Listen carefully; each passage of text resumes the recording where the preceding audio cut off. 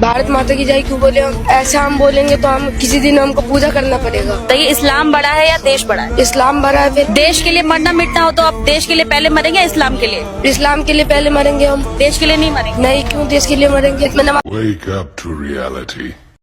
মহান আল্লাহ তাআলা, তিনি ছাড়া দ্বিতীয় কোনো ইলাহ নেই। তিনি চিরঞ্জীব, তিনি অনাদি সত্তা। ঘুম তো দূরের কথা, সামান্য তন্দ্রাও তাকে আচ্ছন্ন করে না। আসমান সমূহ ও জমিনে যা কিছু আছে তার সবকিছুরই একচ্ছত্র মালিকানা তাঁর। কে এমন আছে যে তার দরবারে বিনা অনুমতিতে সুপারিশ করবে?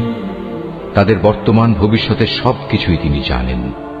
তার জানা বিষয়সমূহের কোনো কিছুই কারো জ্ঞানের সীমা পরিসীমার আয়ত্তাধীন হতে পারে না। তবে কিছু জ্ঞান যদি তিনি কাউকে দান করে থাকেন তবে তা ভিন্ন কথা। তার বিশাল সাম্রাজ্য আসমান জমিনের সবকিছুই পরিবেষ্টন করে আছে। এই উভয়টির হেফাজত করার কাজ কখনো তাকে পরিশ্রান্ত করে না। তিনি পরাক্রমশালী ও অসীম মর্যাদাবান।